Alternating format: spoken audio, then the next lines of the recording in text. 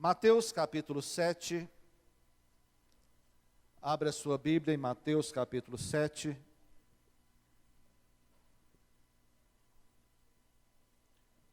Chegamos no último capítulo do Sermão do Monte, e domingo que vem estaremos concluindo assim esta série de 8 palavras, que eu reputo como muito importante para nós. Para mim, em especial, eu aprendi muito ao estudar, ao trabalhar essas palavras. Relembrei muitas coisas, renovei muitas coisas, muitos valores, muitos conceitos. Porque muitas das vezes o tempo vai passando, nós vamos acostumando com algumas coisas, acostumamos com o que já sabemos, mas só saber não resulta em nada, é necessário sermos transformados por aquilo que nós aprendemos. Amém, meus irmãos?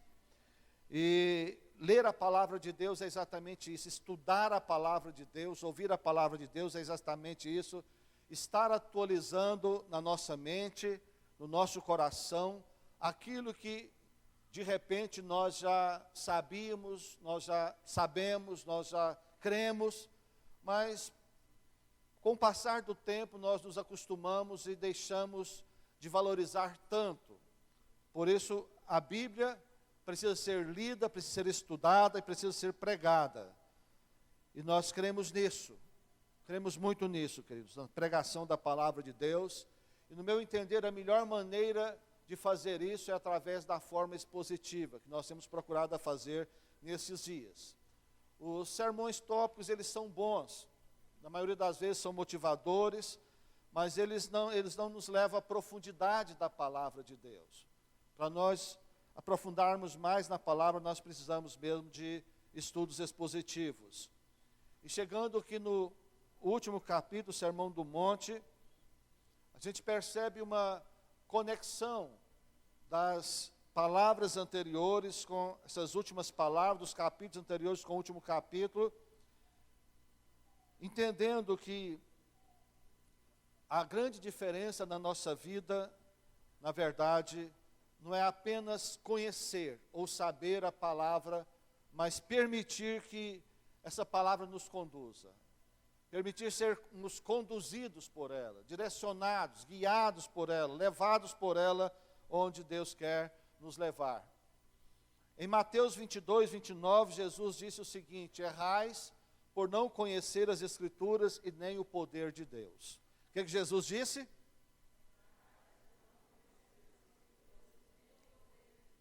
Errais por não conhecer as Escrituras e nem o poder de Deus.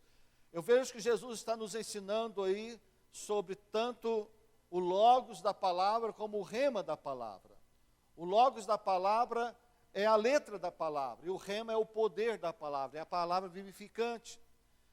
E se nós ficarmos só no conhecimento da letra, no conhecimento intelectual, não vai resultar em muita coisa. Nós vamos nos encher de conhecimento, e se não formos transformados, não vai resolver. Mas o que nos transforma é o poder dessa palavra, é o rema.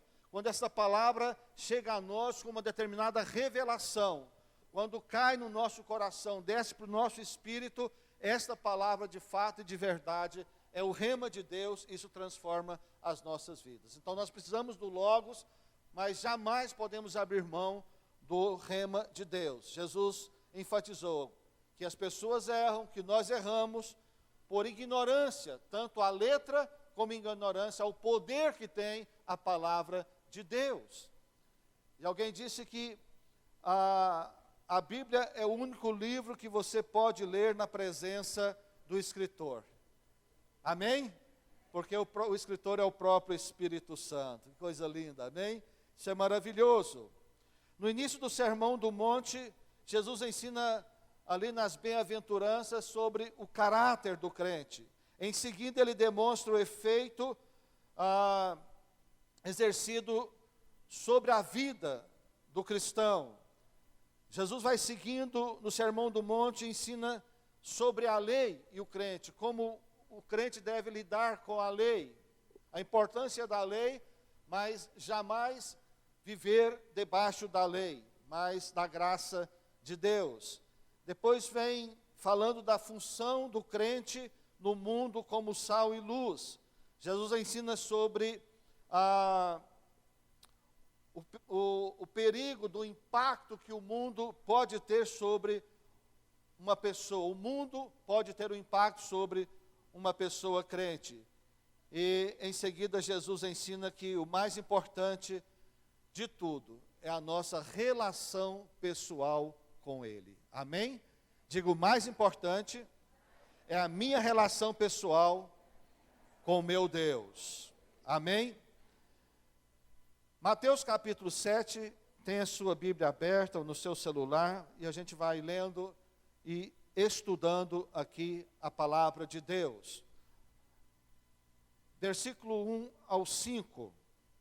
Não julgueis para que não sejais julgados, pois com o critério com que julgardes sereis julgados, e com a medida com que tiverdes medido, vos medirão também. Porque vês tu o argueiro no olho de teu irmão, porém não reparas na trave que está no teu próprio? Ou como dirás a teu irmão, deixa-me tirar o argueiro do teu olho, quando tens a trave no teu? Hipócrita, tira primeiro a trave do teu olho, e então verás claramente para tirar o argueiro do olho do teu irmão. Jesus nos adverte, queridos, sobre a crítica e o julgamento, que é uma tendência humana. Quem não tem uma tendência de criticar? Creio que todos nós temos muito essa tendência de criticar, e não só criticar, mas de julgar também o comportamento das pessoas. E Jesus nos chama a atenção aqui para isso. Nós devemos ter muito cuidado. Voltando aos versículos. Não julgueis para que não sejais julgados. Eu vejo aqui a lei da semeadura e da colheita. Não julgueis para não ser julgados. Se você julga, logo você será julgado também. Romanos capítulo 2, versículo 1, está escrito o seguinte: és inexcusável, ó homem, qualquer que sejas, quando julgas, porque te condenas a ti mesmo naquilo em que julgas a outro. Olha só, te condenas a ti mesmo naquilo que julgas a outro, pois tu que julgas, olha só, praticas o mesmo. Talvez não pratica a mesma coisa, mas pratica uma coisa que está no mesmo nível, que faz parte do mesmo contexto, que tem o mesmo significado, o mesmo peso diante de Deus. Talvez você não faz alguma coisa que o outro faz, e você critica o outro, mas você faz uma coisa que aquele outro de repente não faz. Então Jesus está dizendo, cuidado, porque você costuma julgar e criticar as pessoas, mas saiba de uma coisa, você também faz coisas semelhantes, coisas similares, faz coisas similares. Então, para que julgar? E quando você julga e critica, significa que você também será julgado e criticado, porque a lei da semeadura e da colheita não falha. Ela não falha. Então lembra, quando você for julgar alguém, criticar alguém, que a partir daquele momento você está dando direito legal a alguém julgar você e a criticar você também. Isso é sério, não é, meus queridos? Então, Jesus, no versículo 2, porque com o juízo com que julgais, sereis julgados, e com a medida com que medis, vos medirão a vós. Olha só. O que Jesus está dizendo? Que ao fazer juízo sobre alguém, você também estará sendo alvo do juízo de Deus. Então Deus olha para você, você está julgando, está criticando, você está dando também a Deus agora a legalidade dele julgar você. E Deus pode fazer isso, não é? Deus pode fazer isso. Versículo 3. E por que vês o argueiro? Outra versão diz cisco, né? Tem alguma versão que diz cisco? Cisco no olho, é bom ou não? E por que vês o argueiro ou cisco no olho de teu irmão, e não reparas a trave ou a viga? Diz viga aí? Tem uma viga aí na sua versão? Viga que está no teu olho. Olha só. O que Jesus está dizendo? Quem vê cisco no olho do outro, é porque tem uma viga no seu próprio olho. Quem vê um pequeno defeito no outro, é porque tem um grande defeito oculto. É isso que o Senhor Jesus está ensinando aqui. Agora, essa é ou não é uma tendência humana? Tendência humana de não aceitar o pecado do outro, porque o pecado do outro sempre é feio, e o nosso, de repente, não é tão feio assim. É isso que o Senhor Jesus está ensinando aqui. Não aceitar os erros dos outros, porque sempre achamos que os erros dos outros são maiores que os nossos erros. Jesus está dizendo, nada disso, você está equivocado. Você está equivocado. Só o fato de você gastar tempo, energia e saliva em julgar, em criticar, significa que você já está muito mal. Isso já é um sinal que algo não está bem na sua vida, sua alma não está legal, seu coração não está legal, porque você tem esse comportamento. E às vezes tem algo pior dentro de si. Versículo 4. Ou como dirás a teu irmão, deixa-me tirar o argueiro ou cisco do teu olho, quando tens a trave ou a viga no teu? Tirar o cisco do olho de alguém é algo muito delicado, não é, irmãos? Não é muito delicado tirar o cisco do olho de alguém? Por quê? Porque o olho é algo muito sensível. E o cisco, ele pode ferir o olho. Então é necessário muito critério, muito cuidado para fazer isso. Não pode ser feito de maneira abrupta, é necessário fazer com cuidado, com amor, com muito carinho. Em Efésios 4, versículo 15, a Bíblia diz que nós devemos seguir a verdade, que nós devemos falar a verdade, mas preste atenção, o versículo termina, seguir a verdade em amor, amém? Diga, seguir a verdade em amor. Devemos falar a verdade sempre, irmãos, mas como? Em amor. Em amor. Não basta falar a verdade precisa de ser falada, mas ela tem que ser falada em amor. E talvez aí é onde nós nos equivocamos, e achamos que porque é a verdade, podemos chegar e arrebentar. Não!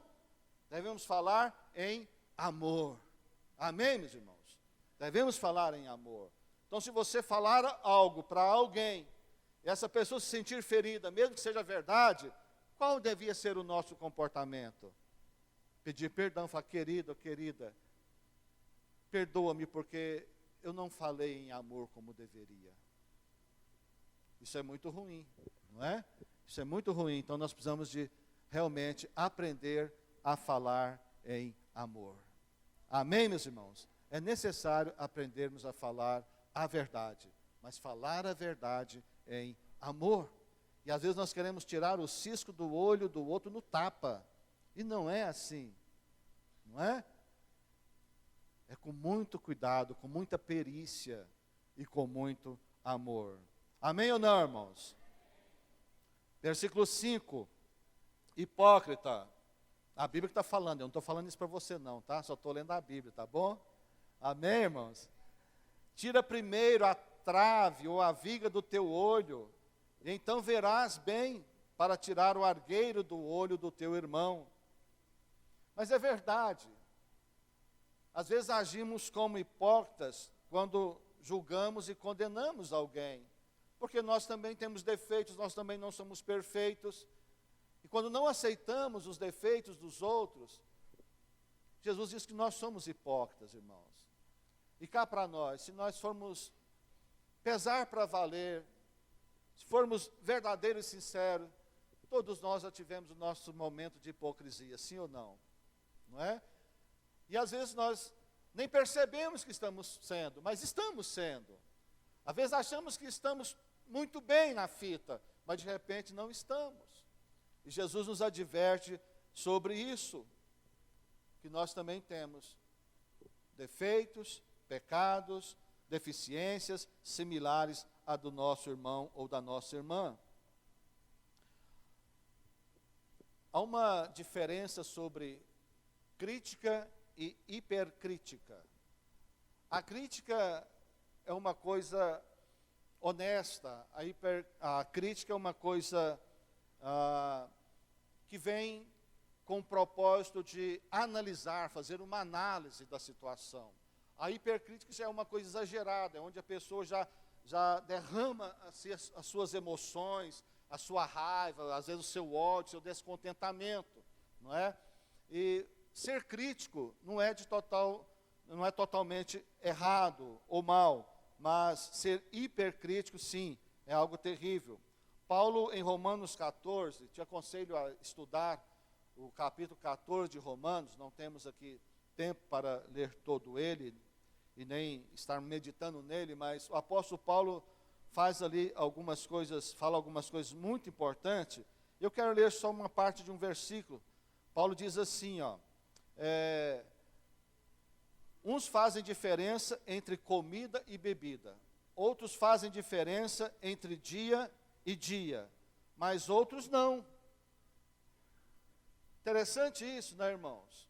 E nós, com aquilo que nós aprendemos na igreja, aprendemos até na Bíblia, e principalmente do contexto cristão religioso, nós temos algumas definições para nós, pessoais, não é?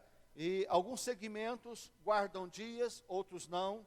Alguns segmentos podem comer uma coisa, outros não. Alguns podem beber uma coisa, outros não. O que a Bíblia nos ensina sobre isso? Que nós não fomos colocados como juiz sobre os nossos irmãos, sobre ninguém. Quem faz diferença de comida, bebida e dia, cada um tem isso bem definido na sua mente, é o que o apóstolo Paulo diz. Cada um tem isso bem definido. Você acha que pode comer carne? Come. Você acha que não pode? Não come. Entendeu? E Paulo diz, aquele que faz para Deus, e o que não faz também para Deus não faz. Não é? Deve guardar o sábado. Se você faz para Deus, amém. Se não faz para Deus, também amém. Não é? Certo? Não faz diferença de dia e dia. O apóstolo Paulo é claro sobre isso. Sabe? Aí começa a entrar outras coisas. Pode isso, pode aquilo, ou pode ou não pode. Sabe? Pasmem vocês, segurem na cadeira. Um dos maiores pregadores que houve na terra, chamado Spurgeon, chamado príncipe dos pregadores. Ele fumava charuto. Não servia hoje para ser nada nas nossas igrejas. Mas foi o príncipe dos pregadores. Não é? Mas a religião prega que quem fuma vai para o inferno porque fuma. Onde está isso escrito na Bíblia? Não é? É claro que qualquer vício, que qualquer dependência, seja ela qualquer for, que prejudicial ao nosso corpo, não está legal. Não estou motivando ninguém, mas quero ajudar aquelas pessoas que às vezes têm dificuldade. Porque tem pessoas que às vezes não conseguem ficar na igreja porque tem dificuldade de deixar um determinado tipo de vício. Eu quero dizer o que com isso? Quero dizer que bom mesmo é você vencer. Mas se você perseverar, Deus te liberta de qualquer vício. Deus te liberta de qualquer vício. Mas o que leva uma pessoa para o inferno não é determinado vício. O que leva uma pessoa para o inferno é a falta de Jesus na sua vida. E as pessoas sempre dizem assim, você já ouviu demais isso é muito comum. Eu, para ser crente, está fácil, eu não bebo, eu não fumo, eu não roubo, eu não adultério. E o outro fala assim, nossa, o fulano é quase crente, só falta ir para a igreja. Não, só falta receber Jesus na sua vida. Só falta arrepender de seus pecados. Não fuma, não bebe, não adultera, não mente, não rouba, mas não tem Jesus na sua vida. Vai para o inferno sem tudo isso. O que leva uma pessoa para o inferno é a falta de Jesus na sua vida, é não reconhecer que é pecador, é não confiar na graça e na salvação. Todos nós somos pecadores. Nossos pecados podem ser até diferentes uns dos outros, mas todos nós somos miseráveis pecadores. E se não for a graça de Deus e a pessoa de Jesus vir aqui na terra, nada seria proveitoso em nós.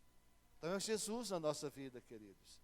Agora, aquele que anda com Jesus, passa a ser transformado por Jesus. Qual que é pior? Quem bebe uma bebida alcoólica ou aquele que tem a boca e a língua cheia de veneno? Que envenena todo mundo e contamina todo mundo com as suas conversas, com as suas falácias, com seus argumentos. Qual que é pior? Quem usa qualquer tipo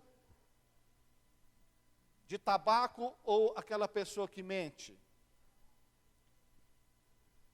Então há muita gente disfarçada, não é? Atrás de algumas questões assim. Mas Jesus está dizendo que não julgue essas pessoas, porque come, porque bebe, ou porque não come, ou porque não bebe. Não julgue essas pessoas.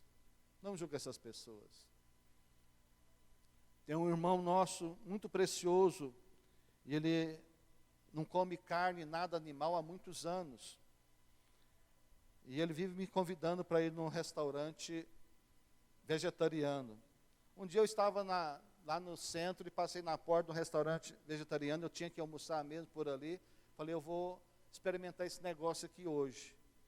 Que o dia que o irmão me convidar, eu vou estar pronto, né? Deixa eu conhecer. Irmão, eu entrei lá e eu comi. Se tiver para ir para o céu, tiver que comer só comida vegetariana, eu vou ter muita dificuldade para o céu. Mas graças a Deus que não é isso, né? Não é isso, sabe?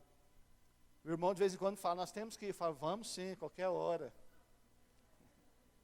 Vamos marcar. Eu vou, mas vou sofrer, irmãos. Nem um ovinho não pode? Não é possível, né? Não tem. Sabe, mas graças a Deus esse irmão não me condena, não é? De maneira alguma, ele não me critica. Isso é maravilhoso. Tem maturidade e tem respeito. E eu também não posso condená-lo. Mas só fico pensando, poxa, mas como é que dá conta, né? E um dia fomos almoçar na sua casa e a sua esposa fez 2 ou 3 tipos de carne. Falei, mas como assim? Não, ela faz, ela come, mas eu não como. É? Então vou comer só a parte.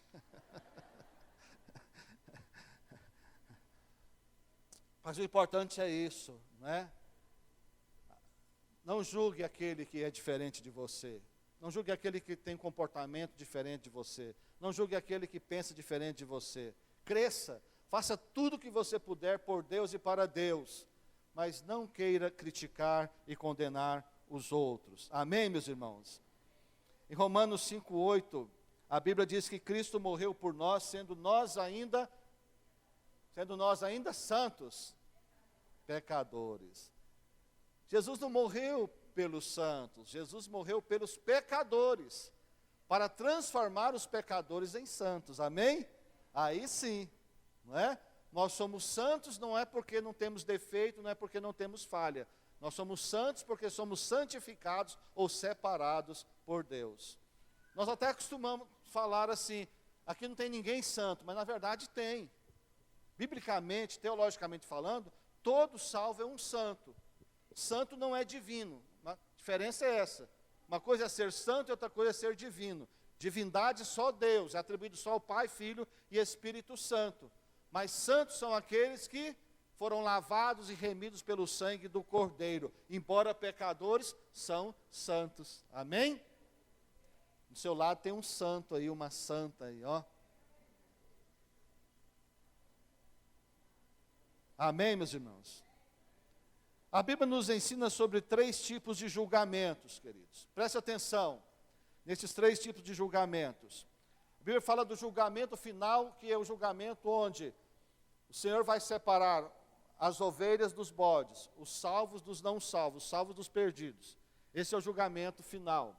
Um outro julgamento é o julgamento de 1 Coríntios capítulo 11, que fala da ceia, onde o apóstolo Paulo diz que cada um de nós devemos julgar a nós mesmos e devemos perdoar, e devemos assim ter um coração livre para participarmos da ceia. Ele diz, cada um julgue-se a si mesmo. Não diz para julgar uns aos outros, mas cada um julga a si mesmo. Esse é o segundo julgamento, não é? Esse é o segundo julgamento. E o terceiro julgamento é o julgamento também dos últimos dias, onde nós seremos julgados para galardão, amém? Ou para recompensa, julgados segundo as obras que fizemos. Inclusive, presta atenção nisso. Em Apocalipse, esse eu quero ler com você, Apocalipse 14, 13, o apóstolo diz que Jesus, não é? Dizendo, o apóstolo escreveu, o apóstolo João escreveu, dizendo que as obras dos salvos, ou as obras dos santos, acompanhariam os santos até o seu galardão. Está escrito assim: então ouvi uma voz do céu, Apocalipse 14, 13, uma voz do céu que dizia: escreve, bem-aventurados os mortos que desde agora morrem no Senhor. Sim, diz o Espírito, para que descansem dos seus trabalhos, pois as suas obras os acompanham. Amém. As nossas obras, o trabalho que nós fazemos no reino de Deus, nos acompanham. Muito ou pouco, algum ou nenhum, vai nos acompanhar. Amém? Vale a pena trabalhar na obra do Senhor, porque chegará um dia do julgamento das nossas obras, não para a salvação. Já está julgado, já está definida a salvação. Aqui é para galardão, para recompensa das obras do trabalho realizado aqui na terra. Amém, meus irmãos? Isso é bom ou não? Maravilhoso. Versículo 6 de Mateus 7. Não deis aos cães o que é santo, nem lanceis aos porcos as vossas pérolas, para não acontecer que as coloquem aos pés, e voltando-se vos despedacem. Outra versão diz dilacerem, né? O que são as pérolas? É a palavra da verdade. As pérolas são as coisas preciosas de Deus. A palavra de Deus, as coisas preciosas de Deus. Preste atenção nisso, os cães na Palestina não tinham essa regalia que os cães têm hoje aqui no Ocidente. Os cães na Palestina tinham outro conceito, não era o conceito que temos aqui hoje. Eles eram selvagens e perigosos. Ei, espanhol atrapalhado, não sai nem o espanhol nem o português.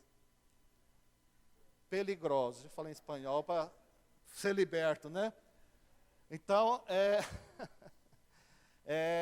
eram perigosos, eram selvagens, atacavam as pessoas facilmente. Por isso que os cães eram rejeitados, não é? Eram resistidos, e não deviam dar, então, essa ilustração que ele fala, porque eles eram os carniceiros da rua também. Eram os carniceiros da rua. E Jesus disse que não devemos dar nem aos cães e nem aos porcos. Para os judeus, os porcos eram o animal mais imundo que existia. Nós, goianos, gostamos da carninha de porco, né? Mas para o judeu, era o bicho mais imundo que tinha. Então, Jesus está falando aos judeus: olha, vocês que reconhecem os cães e os porcos como reconhecem, saiba de uma coisa: as pérolas, as coisas preciosas do reino de Deus, não devem ser dadas a essas pessoas que têm características assim. O que o Senhor está nos ensinando? Eu quero limitar a dizer aos irmãos que pérolas aos porcos e cães é mais ou menos discutir religião, por exemplo. Discutir coisas até da própria Bíblia que não vai gerar conhecimento, não vai gerar edificação nas pessoas, não vai gerar mudança, transformação nas pessoas. Uma vez eu fui convidado a participar de um debate na TV Brasil Central, e eu não quis ir, porque lá estaria eu como pastor, um padre e um líder espírita. E a ideia era o quê? Bater boca, não é? Isso seria jogar, no meu modo de entender, lançar pérolas aos porcos e aos cães. Não estou dizendo isso daquelas pessoas, por favor, não entenda assim. Estou dizendo que isso não resultaria em nada. Não adianta eu discutir a Bíblia. A Bíblia é para ser comida, alimentada. Se alguém quer ouvir de mim alguma coisa que eu sei da Bíblia, que eu experimento da Bíblia, tenho o maior prazer em compartilhar isso com a pessoa. em trazer isso para a pessoa, mas discutir quem está certo, quem está errado, a minha maneira de ver que está certa, a sua está errada, entrar neste campo de batalha, isso eu não entro. Jamais entraria, e jamais entrarei. Não é por aí. E às vezes nós temos dentro da família pessoas com conceitos diferentes, de repente até mesmo pessoas evangélicas, mas de denominações diferentes, e começam a discutir um com o outro sobre o que um faz, o que o outro não faz, o que um crê, o outro não crê, porque há divergência de pensamento, de entendimento, mas a Bíblia nos ensina que cada um deve andar com a luz que tem, cada um ande com a luz que tem, e não é para a gente ficar brigando, discutindo, se não for para edificar, eu estarei fora, amém? E o que é edificar? Já falei isso aqui muitas vezes para os irmãos, uma coisa é aprender, e outra coisa é edificar. Uma coisa é ensinar, e outra coisa é edificar. Edificar é construir. Edificar é construir. Amém? E nem sempre as discussões edificam. Elas às vezes alimentam equivocadamente e ainda contagiam, contaminam pessoas, não é? Do 7 ao 12. Pedi e dar-se-vos-á. Buscai e achareis, batei e abrir-se-vos-á. Pois todo o que pede recebe, e quem busca acha, e ao que bate abrir-se-lhe-á. Vocês lembram de Abraão?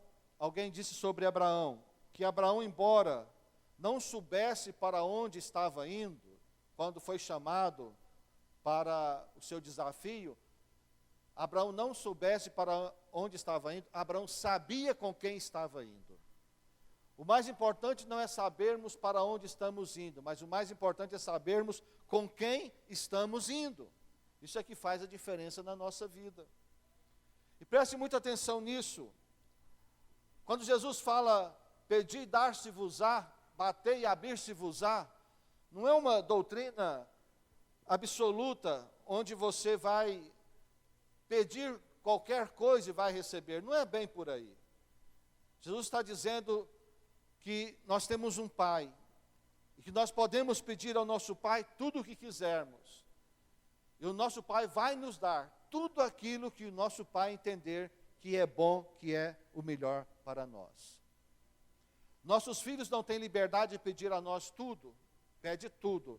Agora, qual pai, qual mãe que dá tudo que os filhos pedem? Não dá. Não dá. Por várias razões. Uma delas é por segurança. Não é verdade? Há muitas coisas que fazem mal para um filho.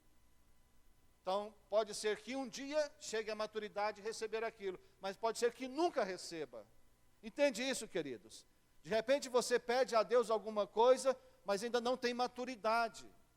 Ainda não é tempo para você receber de Deus aquilo, e Deus está te protegendo e você não entendeu.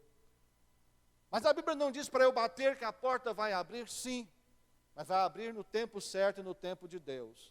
Se for bom para você, Deus sabe todas as coisas. Deus sabe todas as coisas. É importante nós estudarmos todo o contexto daquilo que estamos lendo. E assim entendemos que Deus é um bom Pai, Deus é um Pai amoroso, que ama os seus filhos, ama tanto os seus filhos que se fez carne e veio morrer aqui na terra. Não tem amor maior do que esse. Mas por amor, muitas vezes Ele não abre a porta e muitas vezes Ele diz não. Ou pelo menos Ele diz espera. Ou Ele diz você não pode, isso não será bom para você. Amém, meus irmãos? Então o pai e a mãe responsáveis fazem isso com seus filhos. Deus não faria? É claro que Deus faz isso conosco mesmo, não é? Então precisamos de orar e discernir o propósito de Deus nas nossas vidas. Versículo 9. O qual dentre vós é o homem que, se seu filho lhe pedir um pão, lhe dará uma pedra? Ou se lhe pedir peixe, lhe dará uma serpente? Se vós, pois, sendo maus, sabeis dar boas dádivas aos vossos filhos, quanto mais vosso Pai que está nos céus dará boas coisas aos que lhes pedirem. Nenhum pai em perfeito juízo dá ao filho tudo, todas as coisas. mas dará, repito, aquilo que é necessário e aquilo que é importante. Mas Jesus está dizendo, mas se pedir pão, não vai ganhar pão? Sim, pão sim. Mas se pedir peixe, não vai ganhar peixe, vai ganhar a serpente? Não. Deus não vai te dar nada ruim. O que Jesus quer dizer é o seguinte: Deus não vai te dar nada ruim. Se Deus não te der aquilo que é bom para você, que você está pedindo, você acha que é bom, é porque Ele entendeu que aquilo não é bom nada para você. A criança vê alguma coisa perigosa e de repente quer. E o pai ou a mãe não dá por cuidado. O que a criança faz? Chora. Mas é porque o pai e a mãe são ruins? Não, porque amam e não quer ver a criança machucada e prejudicada. Não é assim? Uma criança com uma faca na mão, uma criança com o dedo na tomada, mexendo nos aparelhos eletrônicos, e precisa de aprender a não fazer isso. E as crianças aprendem, irmãos. E as crianças aprendem.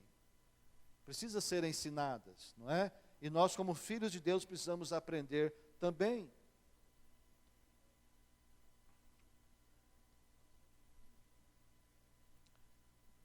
Vivemos tempos, irmãos, que cada vez precisamos ter muito mais olhos abertos com os nossos filhos. Meus filhos já estão adultos, né? Já são responsáveis por suas vidas. Mas agora vem os netos. Mas nós temos muitas pessoas aqui que têm filhos adolescentes, crianças ainda, outros que ainda não têm, terão filhos, muitos que nem casados são, mas se casarão.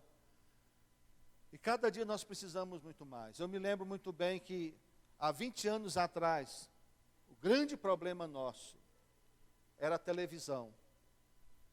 Eu me lembro que eu me casei e nós não tínhamos televisão, porque não tinha dinheiro para comprar e eu não queria televisão mesmo em casa. E meu sogro tinha uma televisão preto e branco na casa dele. E não sei por que cargas d'água essa televisão foi lá para minha casa. Eu falei: Senhor, eu não quero televisão aqui. Pus a mão nela e orei: Senhor, queima essa televisão. E queimou. Sabe quando eu fui comprar a televisão? Lá em Cusco, no Peru. Suelen já estava com 10 anos, né? O Tiago mais ou menos com 8, 9 e 8 anos mais ou menos. Comprei uma televisãozinha desse tamanho. Lembra daquela televisão preto e branco que também ligava na bateria? Petitinha? Desse tamanhozinho. Usada lá no ferro velho. Aí eles conheceram o Chaves, mais o Kiko. Chavo del Ocho. Assistiram ali o Chaves. Porque eles estavam sem amigos, estava no momento que precisava. Mas, quando voltamos para cá, já estava próximo de uma Olimpíada, de uma Copa do Mundo, não me lembro. Aí resolvemos comprar uma televisão. Foi aí que nós tivemos televisão em casa. Mas, naquela época, televisão era a maior encrenca do ser humano. Até tem uma brincadeira que o povo fala quando tem muito filho, né? Não tem televisão em casa, é o contrário, a televisão motiva a ter filhos, né? Não sei, essa brincadeira não está certa. Ela só motivava a fazer filhos. Mas só que a televisão passou, a geração agora não é televisão, a geração agora o problema é a internet. A internet é muito mais complicado, milhões de vezes mais complicado que a televisão. Muito mais complicado que a televisão. Muito mais difícil de ser acompanhado, de ser cuidado. Mas papai e mamãe, abre os seus olhos. Abre os seus olhos. Cuide dos seus filhos enquanto há tempo. Ainda há tempo. Depois que são maiores de idade, cada um vai cuidar de si. Mas há um tempo que nós somos os responsáveis. E eu sei que o desafio é grande, irmãos. Eu sei. Eu sei que é difícil. Às vezes eu olho para cada pai, para cada mãe e vejo a impotência deles diante da situação, da realidade. Impotência porque não conseguem, querem, mas não sabem o que fazer, como fazer. E vou te falar uma coisa, é um desafio, não é? É um desafio. Versículo 12. Portanto, tudo que vós quereis que os homens vos façam, fazei-los também vós a eles, porque esta é a lei e os profetas. Tudo que desejamos que as pessoas nos façam, devemos também fazer às pessoas. Queremos amor, precisamos amar. Queremos respeito, precisamos respeitar. Queremos ser tratados com dignidade, devemos tratar as outras pessoas com dignidade também. E sem dúvida alguma, uma das coisas mais difíceis nos dias de hoje é a relação humana. Por isso hoje se fala tanto em inteligência emocional. Hoje as empresas se preocupam muito mais com a capacidade das pessoas de se relacionarem do que até com a capacidade intelectual das pessoas. Porque não adianta uma pessoa ser muito competente intelectualmente, mas não conseguir se relacionar dentro de uma equipe. E essa é uma situação muito grave nos dias de hoje, em todo lugar, inclusive dentro da família. Porque cada dia que passa as pessoas têm mais dificuldades em seus relacionamentos. Por isso Jesus nos ensinou o maior dos mandamentos. Amai ao Senhor teu Deus de toda a tua força, de todo o teu entendimento, de toda a tua alma, de todo o teu coração. E prosseguiu, mas ame o teu próximo como a ti mesmo. Ame o teu próximo como a ti mesmo. Então, se você ama a Deus de todo o coração, de todo o entendimento, toda a força, e ama o próximo como ama a si mesmo, você pode fazer qualquer outra coisa que vai dar certo. Não é verdade? Se as nossas reações, nossas atitudes forem em amor, nós não vamos ferir ninguém. Não vamos machucar ninguém. Se for em amor. Mas nem sempre fazemos isso em amor. E para terminar, versículo 13 e 14. Entrai pela porta estreita, porque larga é a porta e espaçoso o caminho que conduz à perdição. E muitos são os que entram por ela. E porque estreita é a porta e apertado o caminho que conduz à vida, e poucos são os que a encontram. Uma porta estreita dá acesso a um caminho estreito. E Jesus ensina isso, irmãos. O que Jesus está nos ensinando sobre isso? Que não tem como ser cristão sem abrir mão de coisas mundanas. Não tem como, irmãos. Não é o que a igreja vai estabelecer que pode ou não pode, que vai fazer de você um bom cristão, mas é você, espontaneamente, com seu coração, perceber e entender que não agrada a Deus determinadas coisas. E como está fácil ser tragado pelo mundo, envolvido pelo mundo, tomado pelo mundo. O mundo cada dia atrai e prende mais as pessoas. Mas Jesus nos ensina que há uma porta estreita e um caminho estreito. E se nós pensarmos sobre a questão do velho homem, porque é aquela pessoa que converte ao Senhor, nela ainda está resquício do velho homem, da velha natureza. Se transformou em um novo homem, uma nova pessoa. Mas se não tiver cuidado, o velho homem quer viver. Eu quero dizer o seguinte, que na vida cristã não tem lugar, a porta não passa dois. Na porta da vida cristã não passa dois, não passa o velho homem e o novo homem junto, só passa um. E só passa o novo homem. Então nós precisamos entender isso. E precisamos, de fato, sermos transformados pelo poder de Deus. Mateus 16, versículo 24 e 26, o último texto que eu quero ler nesta noite, para terminar de fato, de verdade. Mateus 16, 24. Então disse Jesus aos seus discípulos: se alguém quer vir após mim, negue-se a si mesmo, tome a sua cruz e siga-me. Pois quem quiser salvar a sua vida por amor de mim, perdê-la-á. Mas quem perder a sua vida por amor de mim, achá-la-á. Pois que aproveita o homem se ganhar o mundo inteiro e perder a sua vida? Ou que dará o homem em troca da sua vida? Jesus está nos ensinando, queridos, que só há um caminho. Só há um caminho, só há uma lógica. Não há dois caminhos. Não existem duas lógicas para o reino de Deus.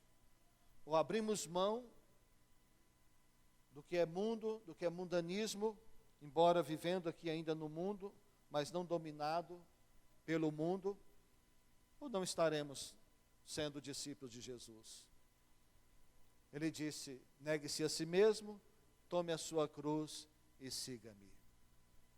E tomar a cruz é um princípio que nós precisamos aprender diariamente. E a vida cristã está exatamente na tomada da cruz diária. Todos os dias, tomar a cruz. E o que é a nossa cruz? O que é a nossa cruz? O apóstolo Paulo disse que foi enviado a ele um mensageiro de Satanás para o esbofetear, para que ele não se ensoberbecesse, para que ele não ficasse vaidoso. E a nossa cruz é exatamente aquilo que não permite que o nosso ego esteja em evidência.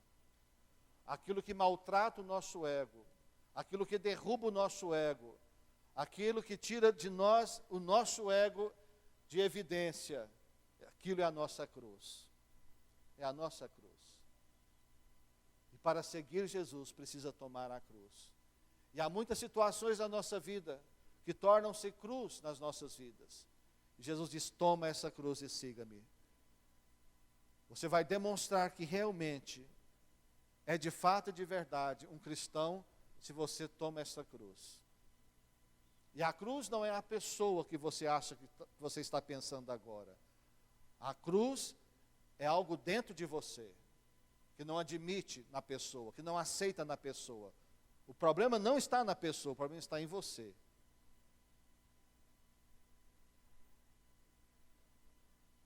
Tomar a cruz é mortificar o ego, é matar o próprio ego. Amém, meus irmãos?